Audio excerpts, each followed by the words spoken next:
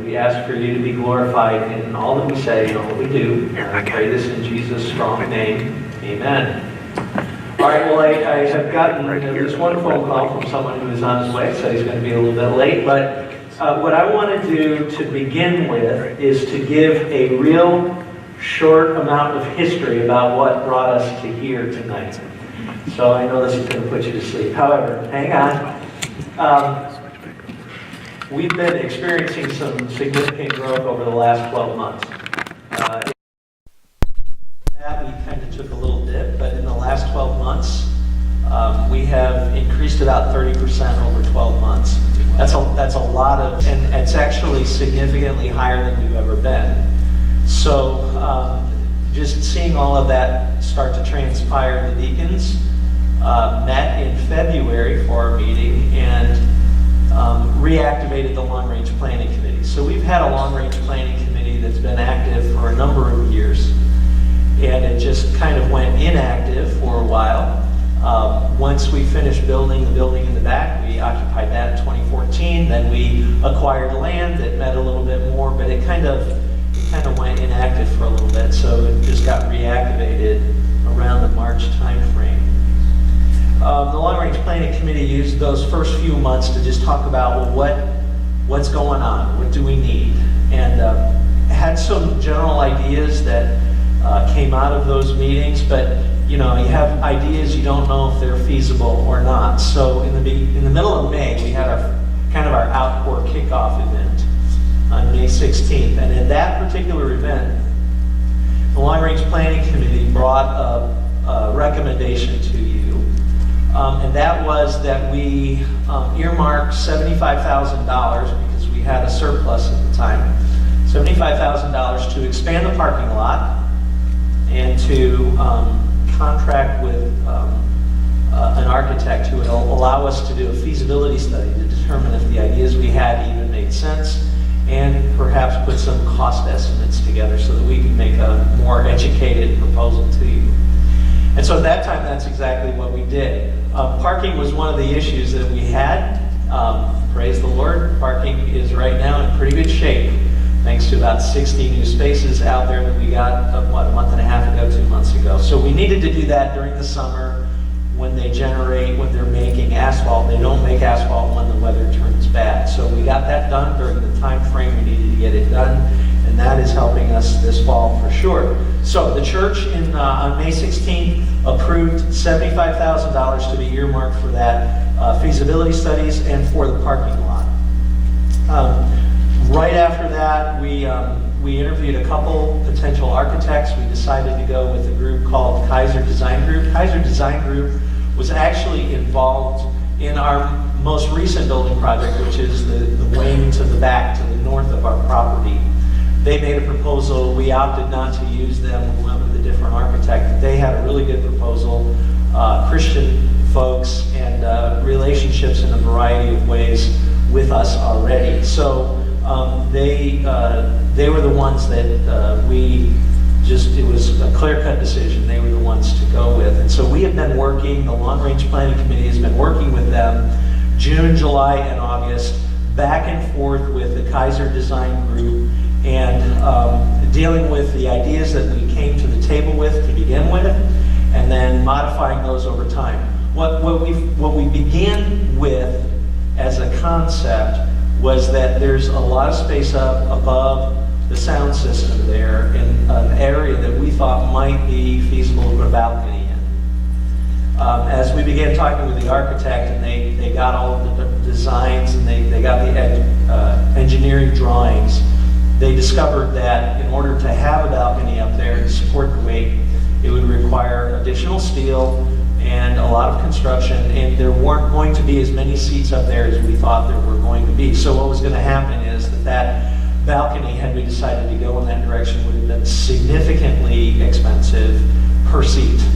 And so that did not make sense to go in that direction because that would have handcuffed us to do some other things in the future. So that idea sadly did not play out, and what we opted to do instead was to take all of the input that the Long-Range Planning Committee, not me, but they had polled a lot of you, in various formats, and you gave great feedback. That was meshed together, and the end result is what we're calling a master site plan. So that's what we're going to show you today. Now, I want you to know that there were a couple parameters that when we sat down with the architect, we said these are kind of non-negotiable things. The first parameter was that we operate with a double worship format. You know how that works. We felt that we wanted to continue that. Here's the reason why. With a double worship format, it kind of does several things for us. It holds us together into a more manageable size, and it uses the facilities twice as much as they would be used in a single-use format. And we just felt that that was really, really good stewardship. It also played into the second parameter, which was that we did not want to change by a facility design, end up changing our church's DNA. So the thing that I think makes our church unique, the personality that makes Dayton Avenue different from everybody else, and I'm not saying that no other churches have this, but what our core ministry DNA is that our church family love and care for one another and are relationally connected. And because of those relational connections, you minister to each other, you encourage each other. And the way to see how that happens is in life groups or even in the foyer or in the cafe area between services. You come alive. This is who this church has always been. Caring, genuine, loving. And what we did not want to do was create some kind of a master plan that would take that DNA and transform it into something that no longer looked like who we were. And so those parameters were what we as a long-range planning committee, and I keep using the word we because I was involved in all those meetings. In all committees, I get a chance to sit in those committees. I can speak, but I don't actually vote on committees. But the end result really has been a wonderful collaboration, great committee that we've had. And so we're excited to present at least an initial report to you. So I know that more people are coming in. One of our long-range planning committee members was on the road, kind of stuck in traffic a little bit to get here from Columbus. But what I want to do right now, if I could, is have all of the long-range planning committee members stand so that you can see who they are. So why don't you stand up, and I'm going to call you out. All right, this is Kirsten Boyce and Jim Gruenberg, Zane Butcher, Donna Matthews, John Chavies, and our absentee member is Steve Miller, who will be here when he comes. I'll embarrass him when he comes in the door. So the reason that I wanted to show you who they were is because what we're going to present tonight, what I'm presenting on their behalf, they are willing to answer any questions that you might have. So the idea is that we want to present what we have discovered in several months worth of work to you, give you a chance to digest it and to catch the vision and just to pray along with us about what the Lord might have. So what I want to do is I want to present to you the master site plan. So just hear me. What you're going to see are concepts. They've been developed, they've been thought through, they're pretty advanced, but they're not final, all right? So they're concepts. You might want to sit in front because the screens are going to be really small. You're going to have to look really close. They're concepts. The design that you're going to see has been created to be implemented in phases. So while you'll see the whole thing all at once, it's not intended to be implemented all at once. And what I want to say up front is what excites me is not building buildings. What excites me about this is that what you're going to see, I think, develops and grows who we are as a church. It captures who we are as a church. And it just helps that to grow and expand. So I can't wait to show you these pictures. Here we go. Isn't that great? This is what we're doing right now. So this really covers work that we've been doing since the month of March. If you look at this, this is two views. It would be if you were a bird looking straight down at the top of our church on the left. This is where we are right now. So I don't know if I can do, no, it's not going to work. So the left side is our current existing facility. You can see Dayton Senior Road down in the left corner. So basically, it's pointing to the front. The bottom of the screen is pointing in that direction. To the right side of this screen would be the additional space that this master plan would add to our footprint. Now, if you like a bird's eye view, that's great, but if you want a 3D view, this is the 3D view. So this 3D view just kind of gives you the same view, or the same overall structure of all of the different pieces put together. And again, we're talking about phasing things in. This is just be kind of the final look. But again, it's a concept, it's not the final look. So I'm going to come back to that, and we'll talk about that a little bit more. I see you squinting, which was fun to see. So what I want to show you now is when we first met with the architect, we walked through the building, and we covered every square inch that we have, and there was an analysis made of how the space is utilized. So again, on the left side, on the left side of that screen is what we are currently. And each of those coded areas in the different colors speak to what the facility is used for. So in the upper left-hand corner, the yellow is the youth ministry area. That's our youth room. The green area space is our children's ministry space currently. The brownish red color, those are like adult education spaces. The blue color would be more of our offices, although our offices do double duty. The purple area obviously is where we are right now. That's our worship space. And then there's some foyer space and hallway space that's still white there. So the initial analysis was to determine what we have for our square footage in each department right now. Because whatever we do, if we remodel square footage, we're going to have the same amount of space in each one of those departments. And so that's why what you see on the right, which would be the master plan, they're still color-coded. Things have shifted around significantly, but you can see at a glance there that all of those different areas of ministry are still being covered. All right, oh, Steve has arrived, so I told him that I was going to embarrass you when you walked in the door. Steve Miller is one of our long-range planning committee members as well. So, what I want to do is I want to focus on what really excites me about this. So there's a number of features that really, really excite me. And so I've blown up those really small drawings, and I've kind of shown you the front. So this would be the auditorium, and this is the master plan. So you notice that the auditorium now would expand in 3 directions.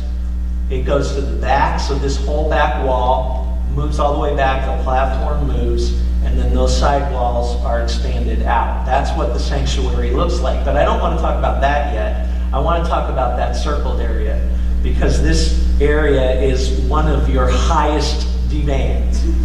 We're talking about bathrooms.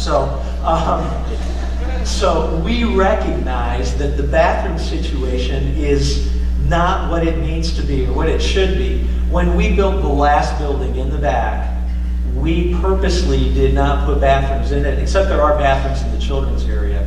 We did not put bathrooms in there because bathrooms turn out to be some of the most expensive square footage that you can build because of all the plumbing and all the substructure and everything else that has to go with it. And the code did not require that we add bathrooms because we didn't really increase the seating capacity in this room.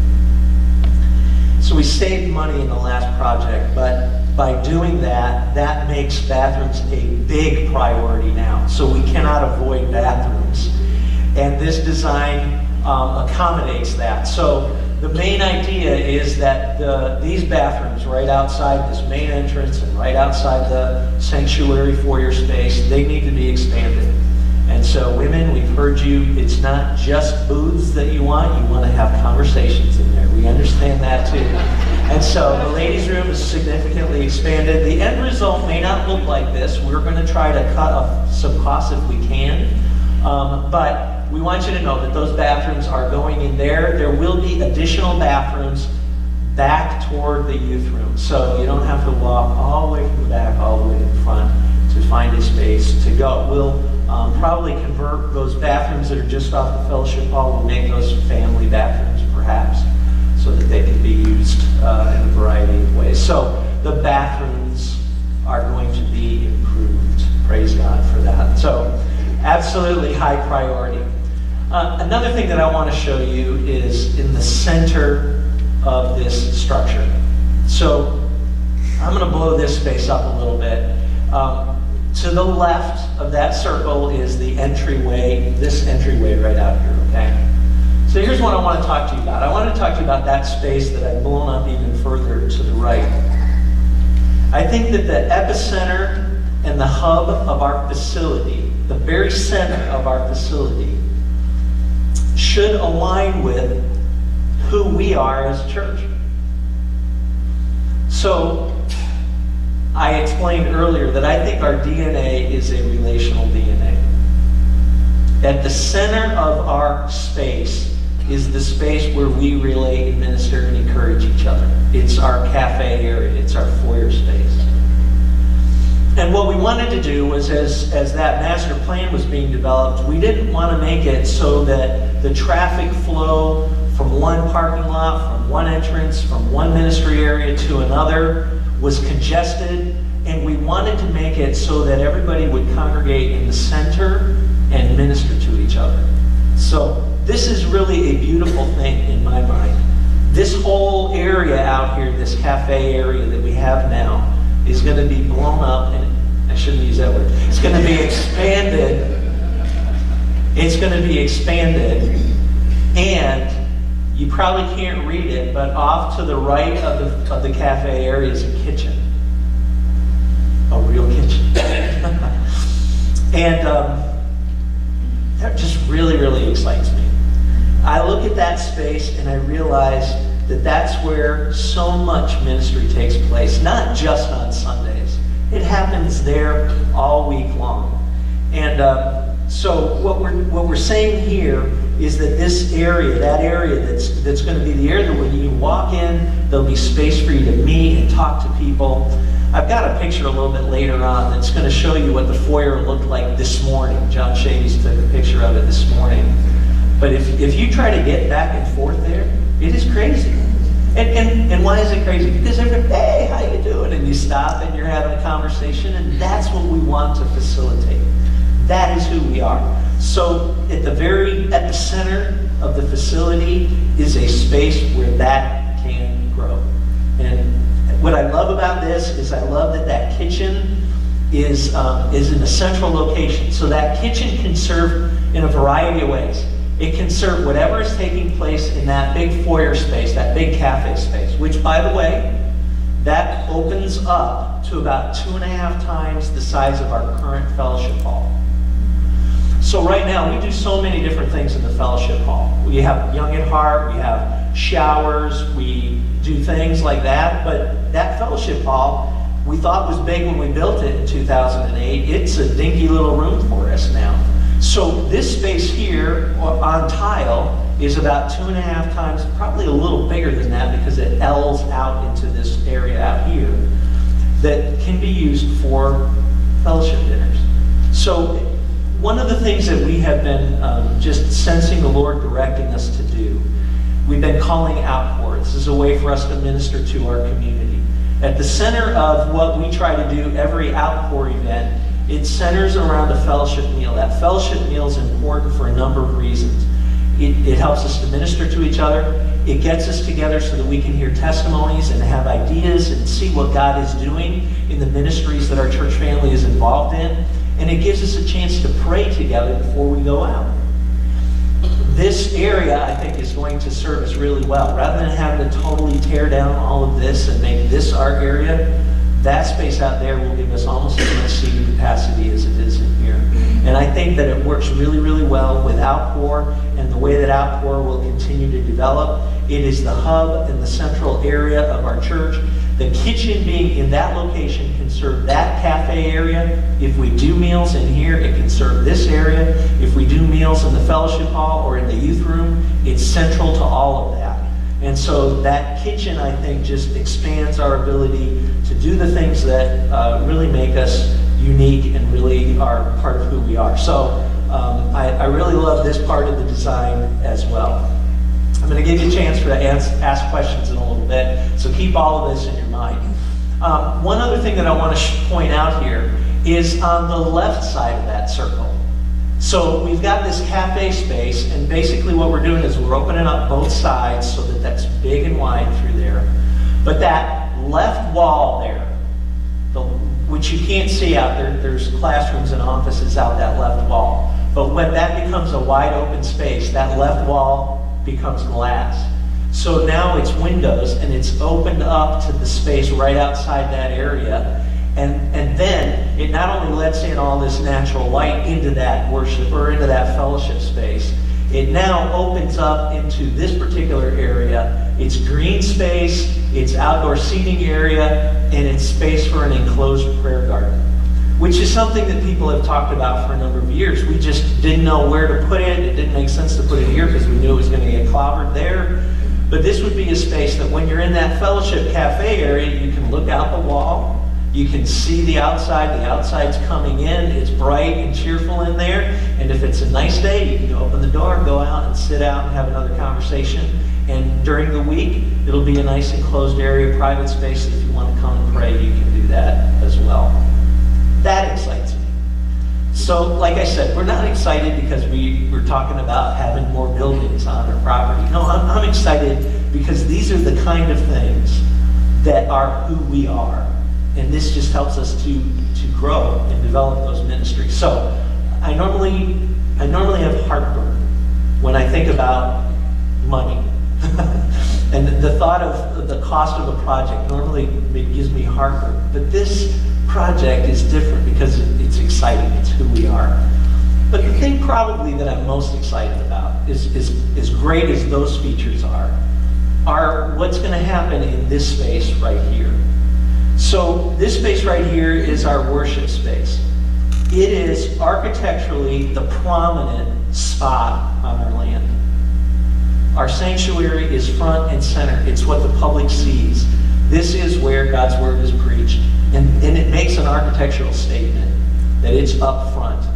I mean, the Long Range Planning Committee had to consider all of the different options because we didn't want to present a plan that was a stupid plan. We wanted to go down every road. And so one of the roads that we had to go down was, should we just build a brand new auditorium and repurpose all this space? And when we did the numbers on that, that was actually a more expensive project to do. It changed the traffic on the outside and the inside significantly, so getting back and forth inside the building and parking and then getting in the building was all different. And architecturally, it would put the sanctuary back or in a different part, and it wasn't making the same statement as keeping the sanctuary right in that location. So when the original architect designed this project back after the tornado in 2001, 2002, the sanctuary was prominently put right up front. And this building, this structure, was designed with a particular feature called the clear story. And so the clear story, you can see it in that 3D view. The clear story is that little extension that protrudes at the front. And you can kind of see a little outline of it above us right there. But up above us, that protrusion goes higher. And architecturally, it was designed to have windows that would go on that face and on that face. That's what a clear story does. A clear story lets natural light into a space. Now, we didn't do that because that particular decision was going to cost a significant amount of money when they were trying to build this structure. And they were already stretching themselves financially, and so they decided that instead of doing the architectural clear story, they would not put windows there and they would put a drop ceiling in here. It was the right decision at the time. Now, what really excites me about this is that in the process of expanding our space in here, we get to open up the clear story. man, this is embarrassing. Okay, so let me tell you why I think that is just so cool. I am not casting judgment or anything like that. But most churches that build worship space build boxes, black boxes. And in a sense, we're in a black box right now. There's no natural light that comes in. What we see when we come into this place are man-made materials. And that's okay. It's beautifully done. But there are some sanctuaries where literally everything is painted black. The ceiling's black, the walls are black, and it's all high-tech. And the idea behind those structures are that because you have projection and because you have lighting, you don't want to have to fight with natural light. I am not judging that because I understand the role of those kind of structures. But what I am saying is that whenever you have been in a church that was designed to let light in, and it just raises your spirit up because natural light is coming in, and natural light is so much more beautiful than man-made light. And there is something just incredibly amazing about entering a space that was built for worship. Not necessarily designed around the technology, but designed around the concept of worship. So this is the part that just really, really lights my whole world up.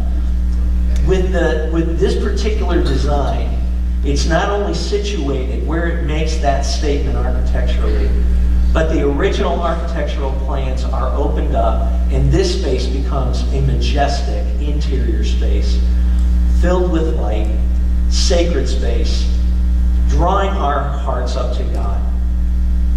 Majestic and worshipful. I see this, and it just makes me so excited.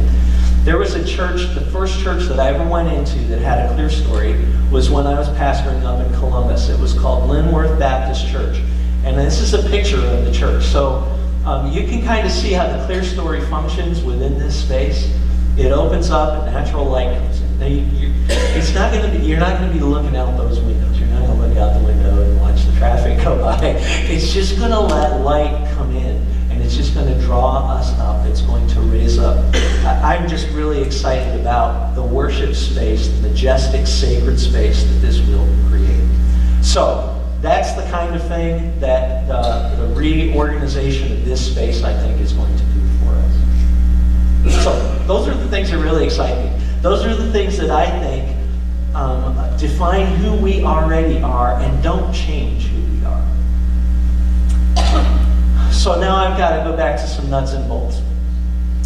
When we looked at this particular picture, one of the things that this picture accomplishes, in addition to just telling us how the space is allocated, is it helps us to realize what we all know is like a domino effect. So if you do one thing to this particular space, you create a need for some other kind of space.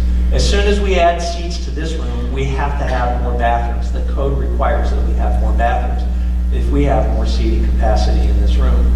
But if you have more bathrooms, then that means space has to be adjusted. It means other things have to happen. And so this kind of shows you that if we expand the auditorium and it becomes purple on the right side, we lose adult space where we have life groups meeting, we lose some office space, we lose some multi-purpose space.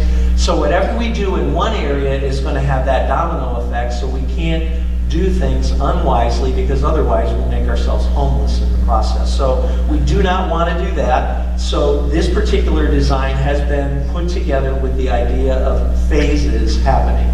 So the first phase. Let me show you what the first phase is probably going to look like if we decide that this is what God wants us to do. The first phase would be to take out that back wall and to move the platform back. And as a result, what that'll do is that'll enable this whole area in the front to be additional space, additional seating. The other thing that probably will happen is that sound booth will move up into the mezzanine area. So we'll move that up, perhaps put a door right in the very center, and that will allow us to have a little bit more seating in the back. The end result of all of that, in that particular part, would be the addition of about 120, maybe 140 or 50 seats in this space. And that's leaving the side walls just as they are. The other part to that would be the kitchen. So you see the kitchen is also in yellow. The reason that I think those two pieces go together is because here's the really, really good news. We think that we can do both of those projects out of pocket. So right now the Lord has really blessed us financially.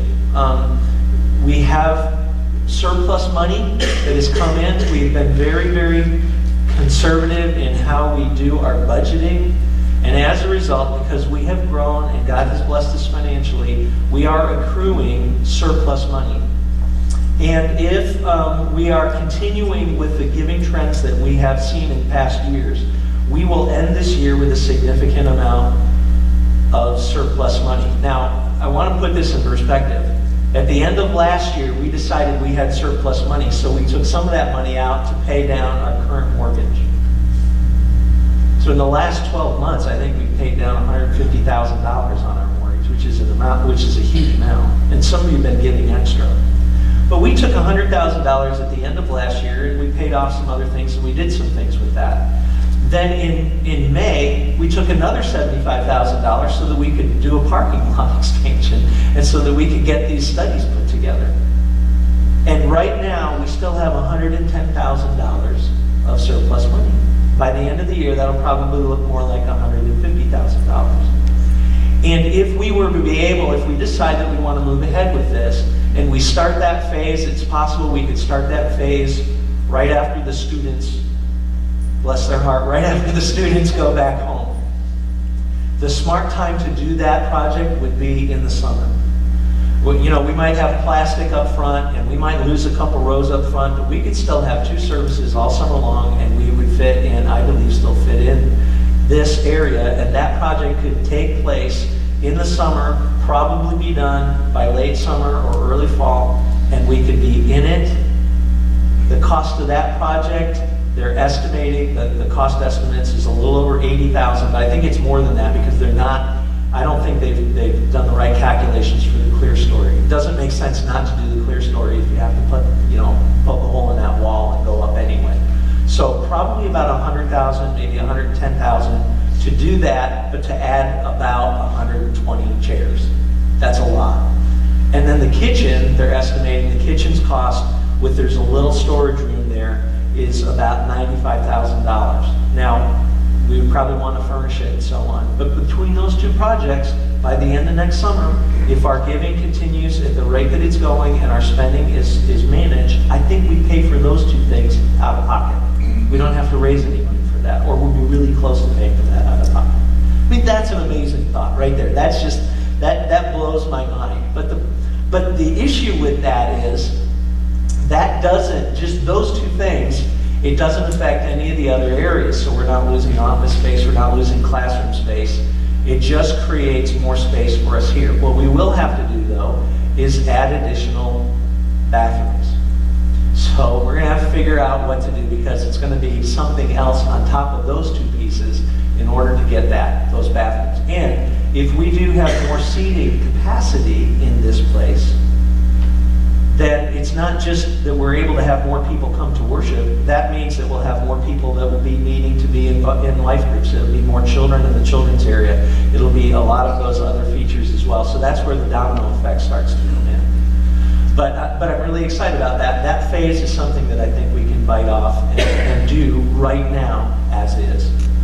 On the right side would be another phase that we could do maybe in conjunction, and that would be to add space on the west side of the top end of our building. What that space would do is it would give us additional adult classrooms and additional bathrooms and office/youth space. So if that project were to be done in conjunction with the front 2, that would require fundraising. That would require perhaps borrowing some money to do. The cost estimate on that, because of firewalls and sprinklers and bathrooms and everything, what was that, $600-700, something like that. It's pretty pricey. We'll say $800,000 for that.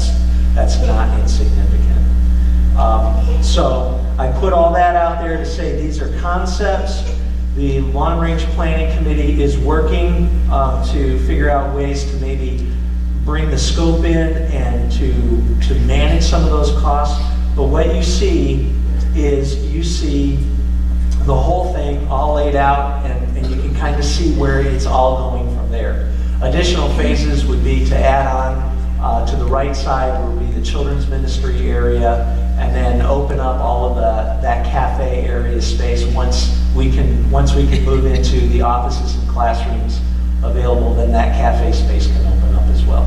So I'm going to come back to that. This is a picture that John Chavis took this morning of our worship service. I think that was the first worship service, which, how many were in the first service? It was kind of full, wasn't it? So typically, the first service is the one that's lesser attendance, but today it seemed like there were fewer empty seats in the first service than there were in the second.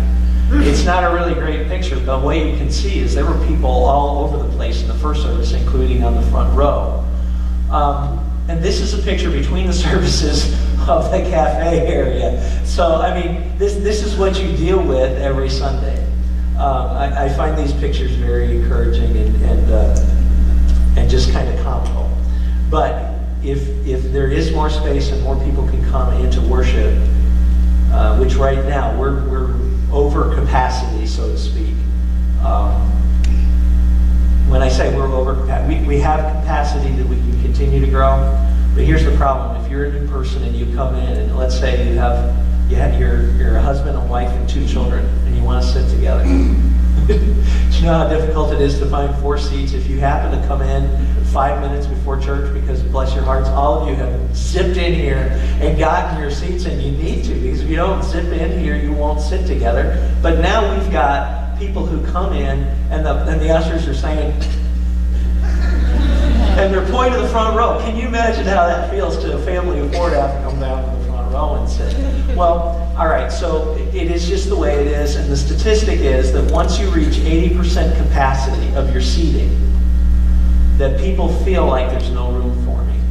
Right now, we're running between 85 and 90% of our capacity, pretty much every week in the second service, and today for sure in the first service as well. So to say that we have capacity to grow, we started the back service so that we could do a little bit more, but we're really at that point where it's like, it's just tight. And that's a picture just to show how that functions. All right, you know what, I'm going to let you ask questions. I will pop up some other slides if you want to know some stats, if you're interested in that. But I'm going to open the floor up to you. You can ask whatever questions you want. If I cannot answer it, we've got the committee here. They can come to our aid and answer questions. And Holly has a question, and then Carl has a question, and then Jerry has a question. All right, Holly, you're first, and here's the microphone. So you talked about the upper windows, and it almost looked like... All right, we're finding which microphone you have. All right, sorry. I'll hear you, and then I'll repeat Is there it. going to be a window to the front? Okay, so that was a question.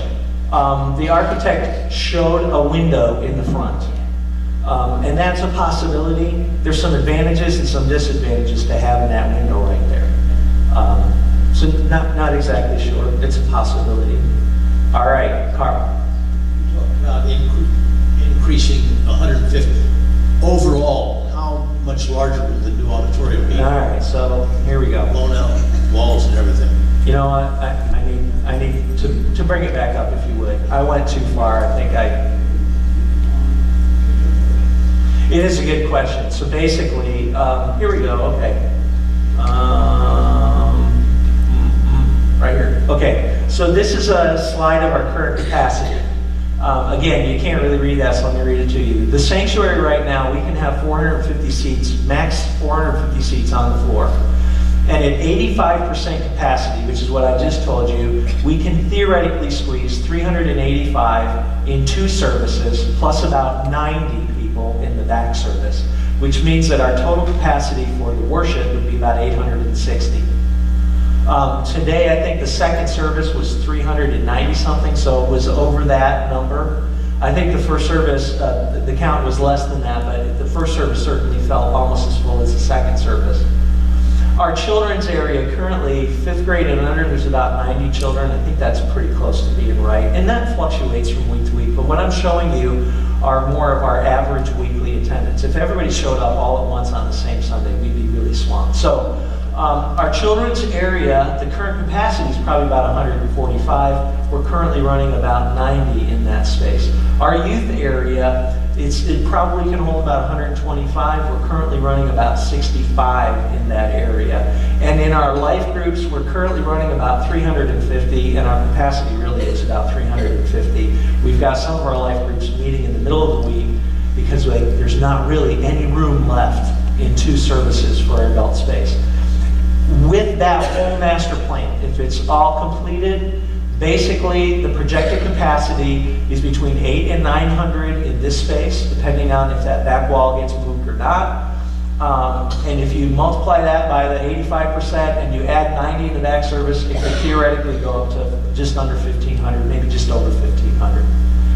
In the children's area expands as well. That can grow to probably about 225. The youth area, that section up there that was that piece, that the new square footage would be kind of an office suite, but it would be accessible from the youth room so they could use that space. It could function as office during the week and breakout rooms during Sundays or during Wednesday nights. So the youth capacity would go from about 125 to 200. Currently they're at 65, so it's more than doubled there. And then the adult space, that probably can extend at least past 500. So not quite double. Pretty much this master plan doubles everything. So does that answer your question? Okay. All right, Jerry. Those figures there pretty much answered most of what I was going to ask. I want to ask one additional question, though. The goal of all this expansion is not to do away with 2 services, Correct. but to expand so that each service, 2 services, will hold more people. So you're stuck doing 2 services the rest of your life, right? Well, yeah, and I have to say, it is a beautiful design. It does use the space that we have in a great stewardship way. It really does. There's an energy to 2 services that I think really helps us. And given the fact that college students come, we need to be able to expand it. So I think it was a good parameter. It's what we told the architect. We don't want to build some great big huge space that we can all be in one service, but then we're so far apart that we lose that relational connection. Fred, and then I see a couple others there. I don't know. Hey, well, I'd love to see it. Basically, is this going to be on our website? And if it is, could we have like a question and answer, like response on stuff, so that way you can see, maybe if somebody's got a question, they'll be able to see it's already been answered? All right, well, that would be a great website. I'm not sure our website has the capacity, but we're trying to videotape this so that this information can be out there. Certainly, you can send emails in to any of us, you can talk to any of us, and more than happy to try to capture that somehow so that those questions can be more publicly viewed, the question and answers as well. How do we get a copy of this test? We could actually look at it. So if we're successful in getting the video together, we'll post the video up on our website so that you can see that.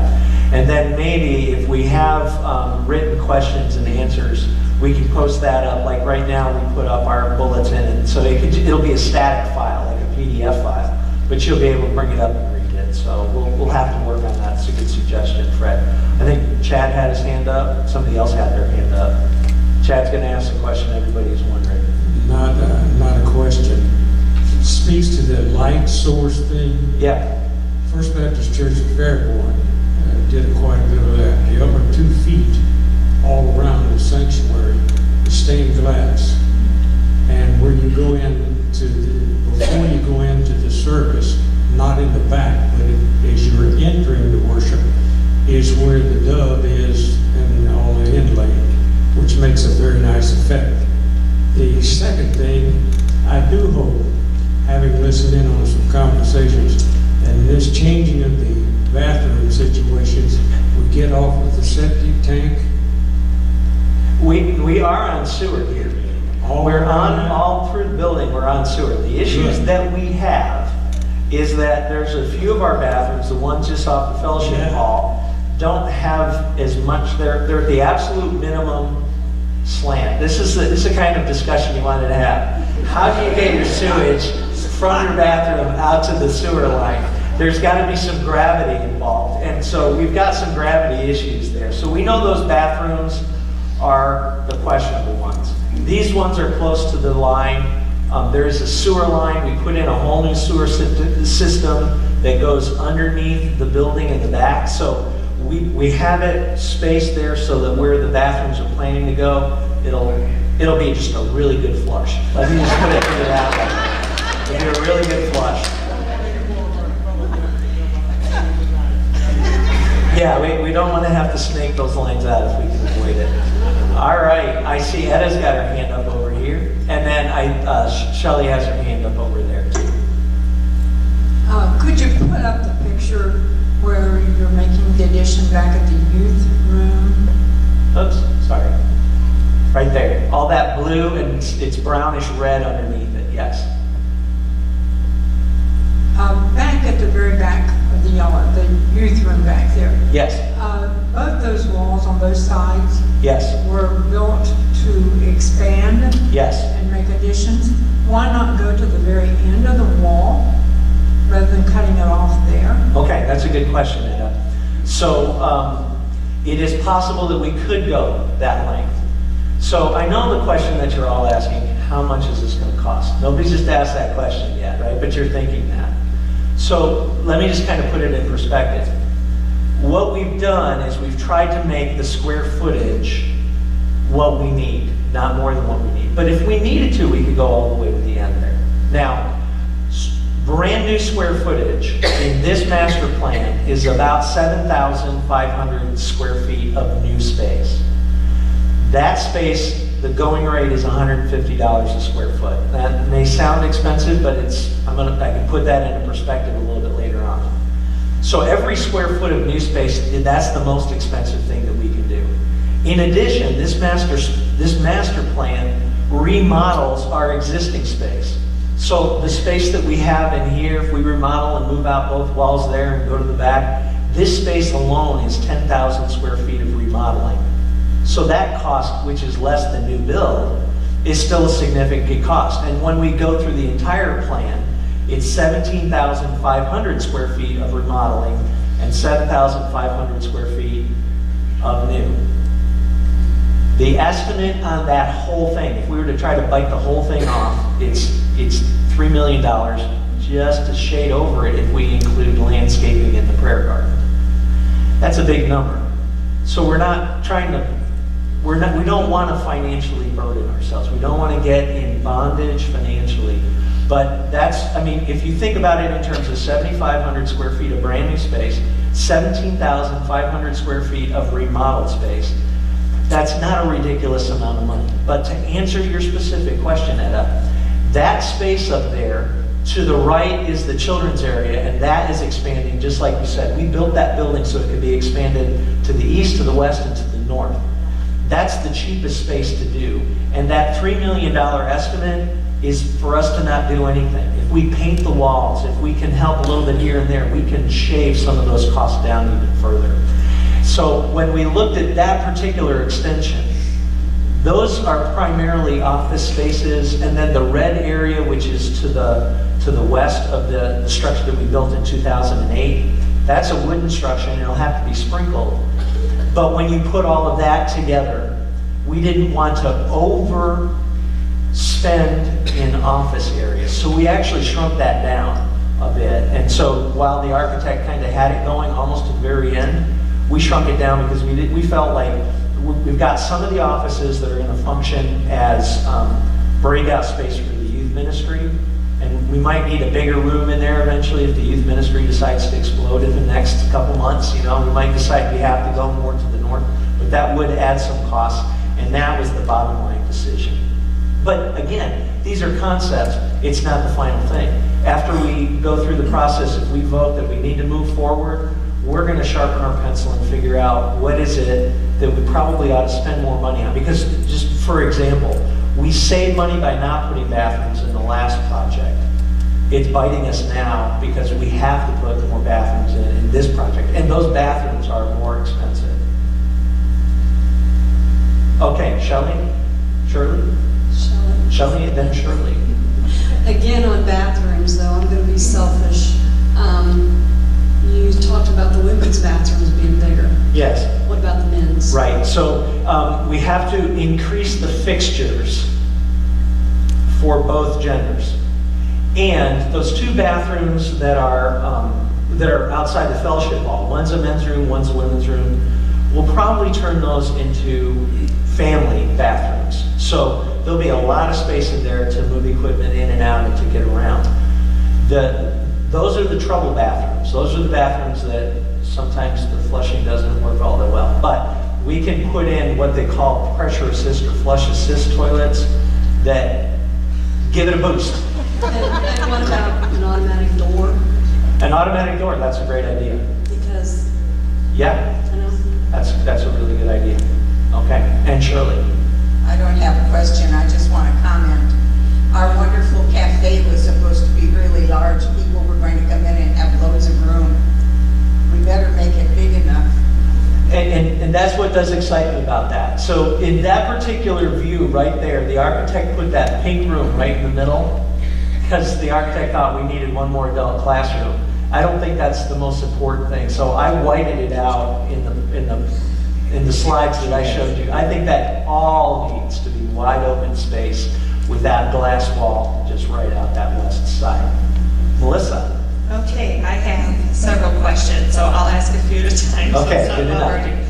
How much do we still owe on the mortgage? And what is the projected timeline for all 4 phases to be completed? All right, so what we owe on the current mortgage is just a little over $500,000. So that's down about $150,000 from this point in time last year. Now, when do we expect all 4 phases to take place? We don't know. That could be a 5-year plan or a 10-year plan. It can be phased in various ways. So, for example, if we do that phase right there, that adds adult classroom space, but no children's space. But we leave all of what the children's area is now, we leave that untouched. We just continue to maximize it and to develop it. So that'll still have room to grow. But it may need to be phase 2. It may need to be the children's ministry area that's phase 2. It may need to be, something else. So before the auditorium expands, it may be that. We just don't know the time frame on it. We feel like moving the platform back and buying 120 or 150 chairs in here and some bathroom space, that gets us a long ways. And then if we build that little wing in the back that basically connects everything, puts bathrooms in the middle and gives us more adult space, that buys us even more time. So we'll have that ability to continue to grow. All right, you got a couple more? Yeah, sorry, I'll try to go through these quickly. I noticed on one of the slides that there was a large child space, and I was curious if that is for the Awana Circle, or is the plan for that to continue to be in here? Yeah, so the picture that you were looking at was this one here, and all that new space, which is up in the upper right-hand corner, is unspecified. We just drew a block there. That's all that the architect did. We had 2 different ideas for that. It just depends on how that area needs to be designed. We may need smaller rooms for the classes. We may need a nursing mother's room in there somewhere. So we've got to, if we move all of the children's space from where it is now in that middle section, that reddish brown section, and it all moves up, we have to redesign that new space to be the nursery and the preschool area and all that. So that big chunk of space may be a big room or it may not be. It may have to be designed a little differently. However, do you see in that middle section, the reddish-brown section, the furthest thing to the left on the right side? That is a big space. And so those are designed to be adult classrooms on Sundays, and they will have moving partition walls, kind of like our fellowship hall has now. So it can be split in 2, or it can be split in 2 and then half split into another 2. And so depending on how, those are still great big rooms, really good size for our classrooms, But those walls can be expanded and the Awana circle can go in those rooms. It will fit perfectly well in those rooms there. That may be the right place to put the Awana circle rather than to have it all the way up in the children's area. Although the children's area, you can make an argument that if you can do all of Awana back in that space, it's all secured area, and maybe just do Awana back there. So it's a really good question. It's something that we've thought through a little bit. We don't have a complete answer, but those are the thoughts that we've had so far. Okay, great. And then my last question is, this isn't my area of expertise, so hopefully I phrase this clearly enough. Our church can, I guess you could say, house or service maybe 600 or 700 people with all of the buildings being, or all of the classrooms being utilized. How many people would this entire addition, how much could it expand outside of just the sanctuary? And then also, how long does the long-range planning committee foresee this expansion lasting for, based Sure. on how big their church is? Sure. So one of the thoughts that we've had in the past is plant churches or build. We're not taking planting churches off of the table at all. Planting churches may still be part of what God wants us to do. We've kind of knocked on that door a little bit in the past. Right now, it seems like this is the thing that we're supposed to do. So to answer your capacity question, technically, the capacity could be 1,400, 1,500 in the 2 worship services, 225 children, 200 youth, but some of those youth are probably going to be incorporated into the worship numbers. And the adult life groups, again, are incorporated in the worship numbers. So basically what we're talking about is that at capacity, at about an 85% capacity, this master plan would let us grow to 1,600 or 1,700. Now to put that in perspective, today would have been 815, 820, 825, something like that would be how many we had between our 2 services and Avenue Kids. So a little bit more than double the full capacity. But again, we wanted to do it and be careful that we weren't going to eliminate the relational components. So the building is designed to try to maximize that space to continue that feature of who we are. There is a point, though, that when you pass that point, it becomes extremely difficult to maintain that kind of ministry. So that's kind of the parameters that we've stuffed onto the architect as he was working with us to design this in order to make that happen. All right, Fred had a question and then Holly again, okay. Storage seems to be an issue at the church. Are we increasing the storage capability? Storage is definitely a problem. So there are some storage areas in these designs, but the reality is not a whole lot. We have a premium on real estate, and because we've tried to be frugal with spending money, we've not built storage units, or we've not built space that functions as storage. There's a little bit in here.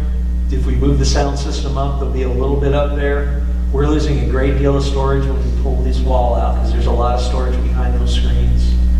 So storage is definitely an issue, but at $150 a square foot, it's kind of hard. A 10 by 10 room is $15,000. So.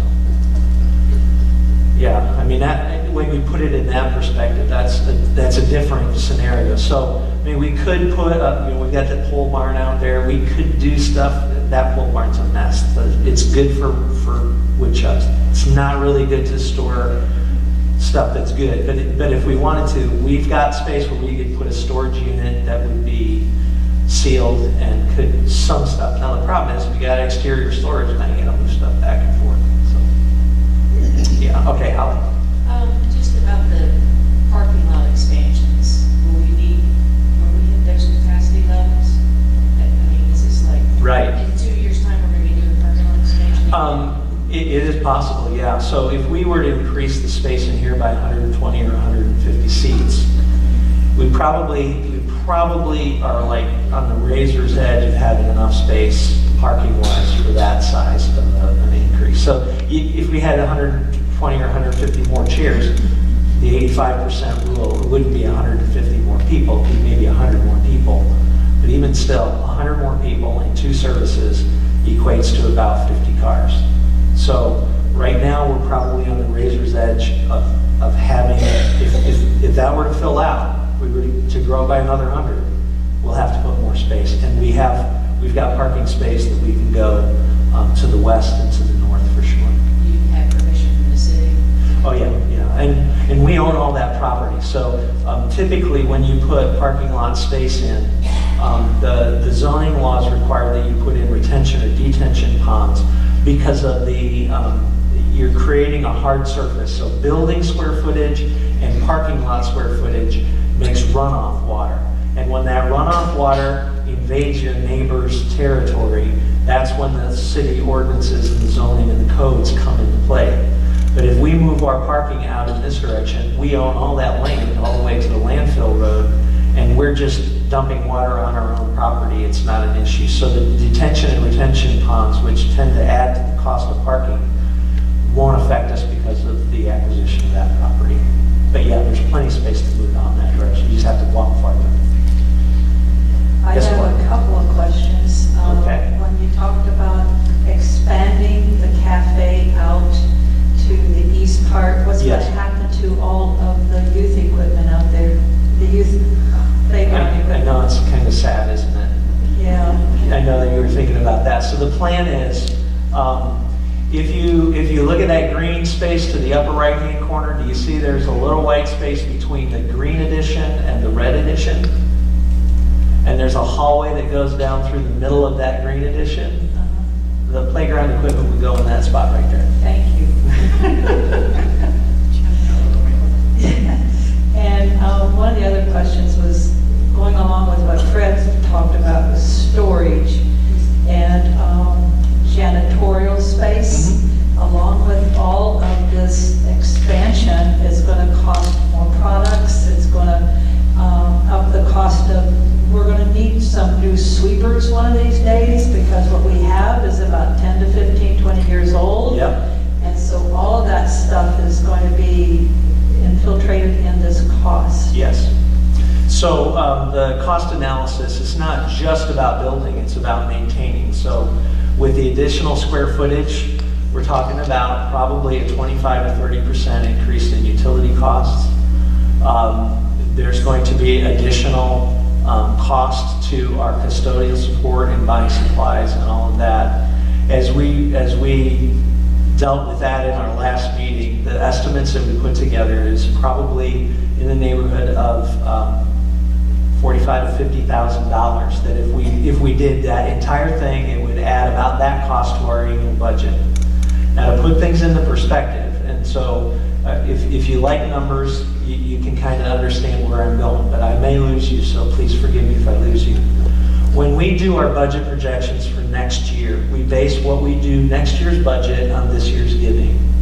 It's a little tricky to do because you're building a budget in October and November. You don't know what the giving is going to be those last couple months, right? So you're guessing at what the giving is going to be. So what we do is we look at all of the year-to-year data that we've had accrued over the last 4 or 5 years. And if you look at the way our giving trends, it usually trends upward the months of October, November, and December. And then it trends downward in January because everybody gets their Christmas bills back in. But it's just the way that is. So typically what will happen is you get into summer months and it slumps down as well because people go on vacation. And you make your budget the last 3 months of the year. So you kind of operate on your surplus, and sometimes you go into deficit spending maybe in the summer months, but then the last 3 months, that's when you make up your budget, and so you try to hold off your bills until the end of the year. So if we look at those financial models and we assume, and again, that's maybe a little difficult to do, but you have to have some assumptions. If we assume that the giving trend is going to follow that pattern the last 3 months of the year, then that would say that we could project that our income would be X by the end of December. If we do that, and we make those projections, our giving has increased will have increased. If it goes up those last 3 months, our giving will have increased a little over $100,000 this year over last year. So our ministry budget this year is $810,000. If we base next year's budget on this year's giving, we could go all the way up to $910,000 for our budget. Now, we're probably not going to do that because we want to accrue money. We're not going to spend money just because we have it. We want to be wise stewards. So even if we had to pay that $50,000 of increased utilities and custodial support next year, it looks like we've got the bandwidth financially to even put that in the budget for next year based on that conservative way of doing the budgets. So I say all that to say this. We've looked at those numbers. We don't want to stretch ourselves. We don't want to become in bondage financially. And frankly, if we do this, what we want to do is we want to give you a chance to ask questions tonight and over the next couple weeks.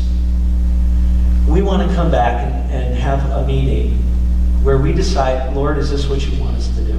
Because it's not just that, are we excited because we get to do something? No, this is Lord, if we vote yes on this, this means we're going to pay for this. This means you're going to have to help us to pay for this.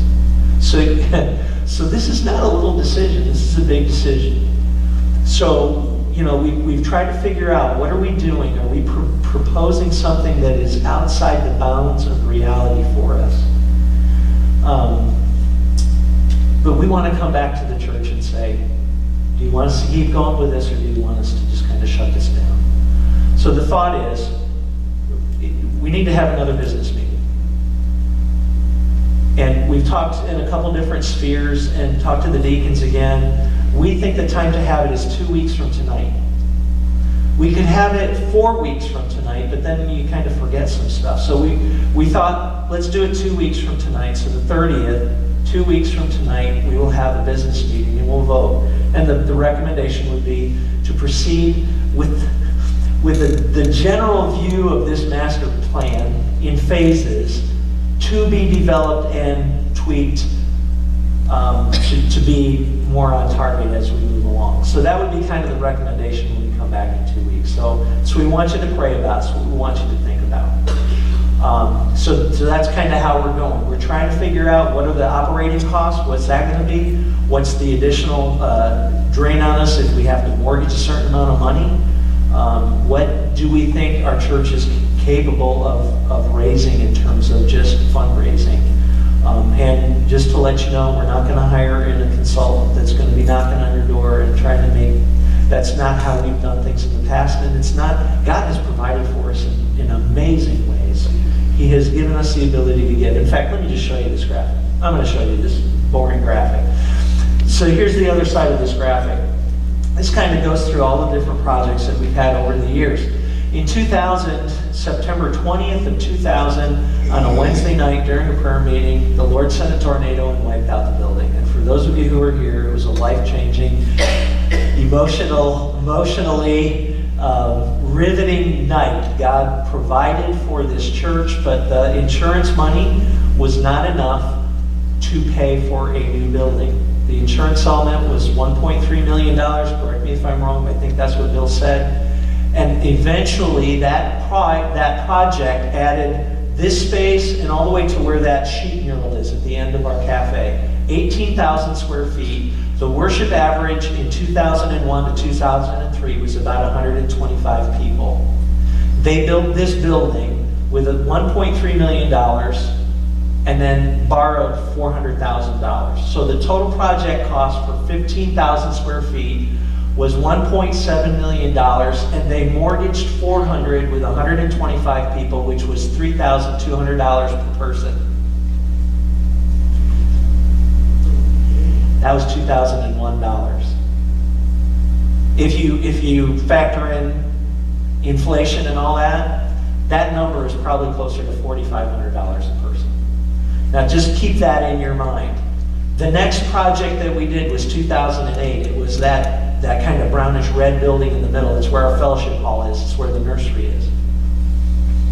That was primarily education and children's space. We were running about 325 at that point. That project was 6,000 square feet. We mortgaged about $280,000, which at the time would be about $860 worth of debt per person. Now, obviously, we raised money while we were building it because the project cost was more than $280, and the project cost originally after the tornado rebuild would have been $1.7, but they only borrowed $400,000. So, all that to say that while the project is happening, we're raising funds. We did another project. We bought the mission home in 2011, and we bought additional land. That's about 2,000 square feet. We were running about 400, 450 at the time. We paid cash for the mission house. We paid cash for all the renovations. It was probably well over $200,000 to get the mission home and the additional land, and we didn't take out any money. We raised all that money at the time.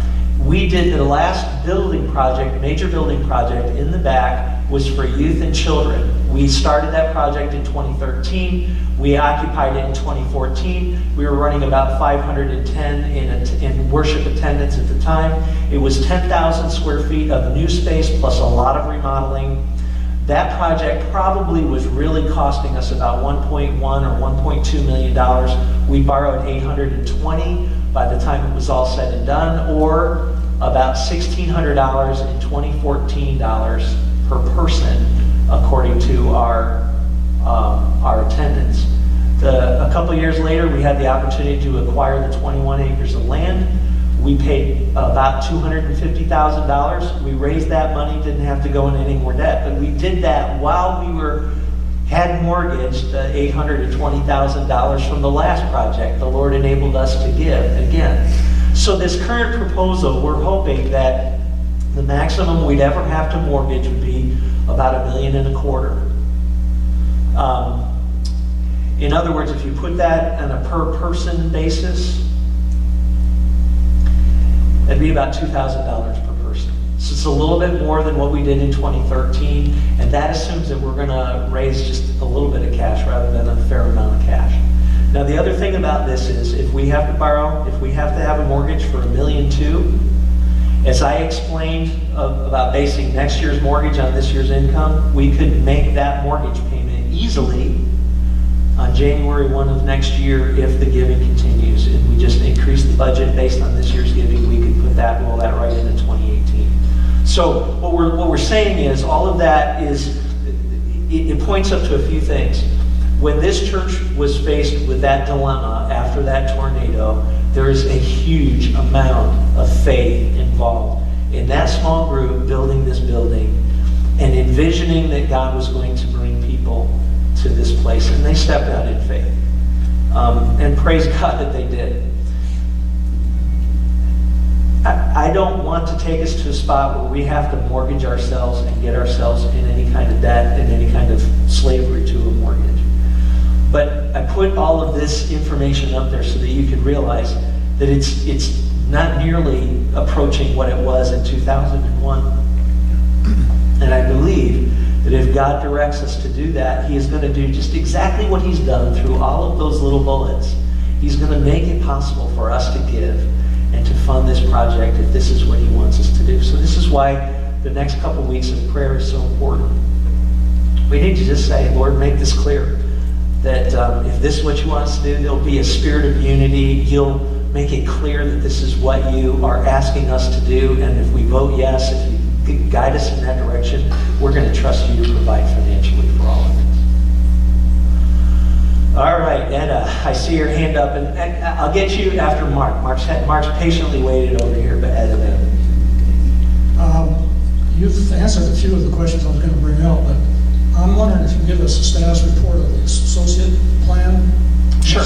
And how that would affect the phase one, which you said we might be able to finance directly. Right. So Mark's question was, how are we doing on the search for the associate? So what I can tell you right now is that in conjunction with meeting with the long-range planning committee, we've had a lot of meetings with the personnel committee. When we started all this and we brought it to the church, one of the statements that we made was that this particular hire is really critical that we get the right person Because if you get the wrong person, it may not be just not about the functionality, it's about the chemistry, it's about the relationship. And so what we want to do is we want to make sure that we're really pursuing all of the different options. So there's been a number of names that have been submitted, candidates that have turned in resumes, and we're working through all of them. All of them have qualifications, all of them have a different set of skills and abilities, and it's just not absolutely clear that we have everything figured out just right. So right now, the Personnel Committee is trying to sort through maybe a different way of looking at the way we've packaged this program or this particular position. Have we packaged it the right way? And it kind of circles back to when it was all brought up in the beginning. If we add this, it creates almost a layer of hierarchy. So, I'm sorry, I'm getting in the weeds here a little bit, but my leadership style is very flat. Thank you. It's very flat. So in other words, I have an open door. Anybody can come to see me. And that's especially true of our staffers. I want it that way. I'm wired that way. And to hire an executive pastor that puts a person between me and everybody else, that is a huge change for my leadership style. And so the counsel that I keep getting and have gotten from the beginning is, you need to move more in that direction, because it's getting to the point where it's ridiculous for you to try to have an open door for everybody. But it's really, really difficult for me to know how to do that. And to drop a person, boom, right in the middle of this, and that creates a hierarchy structure. Now, where my door is not open, to just drop that person into place, that may be too radical of a change right off the bat. And so the question right now that the Personnel Committee is working through is there a way maybe to ramp up into that, to make that transition work better, not just for me and my style of leadership, but for the way that the church functions, because it would be a jarring thing to just drop something like that into place for just the way everything functions around in the church. So we're still sorting through that. All that to say, I really hope that we would have somebody that we would be hiring maybe next month. I'm not sure that's going to happen. It may still happen, but I'm not sure we've got everything figured out. So we're sorting through some of the weeds in that right now. Your other part of your question was, how does that affect all of this? In our current 2018 ministry budget, we have funds in our budget right now that we're carrying, that we've carried for 2 years, to support that position. So we don't think that hiring that position is going to require any change to our ministry budget now or in the future. Now, I mean, we make cost of living adjustments, and there might be some adjustments for all of that as we move forward, but we don't think that affects us in any kind of negative way. In fact, it really doesn't play into any of the considerations in terms of how are we going to be able to afford the additional cost for custodians and the additional cost for utilities. It really doesn't affect that because we've already built it into the budget. All right, Etta and then Louise. I make a motion, we have a prayer and we return here in 2 weeks. Okay, all right, very good. And so, Etta? My thought is, what a blessing it has been to have the opportunity to buy the land that we bought.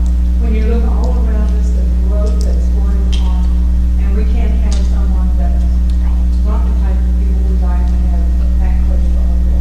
Right, right. So the Lord really has blessed us to give us that land in many, many different ways. And honestly, Xenia is growing, but it's growing on our side of town. So God has positioned us so well for all of that. All right, well, Louise made a really good motion, I think. Is there a second to the motion that we adjourn, we pray, and then we come back in 2 weeks? All right, thank you. I will do that. Heavenly Father, as we have discussed this, we laid these plans at your feet. Lord, I believe that there's a lot of really great information that we can continue to share. But ultimately, what we need is information from your Holy Spirit to guide and direct us in this pursuit. Is this something you want us to do? So would you please, Heavenly Father, give us clarity. Give us clarity in the decision that we're going to make in 2 weeks, and then give us unity.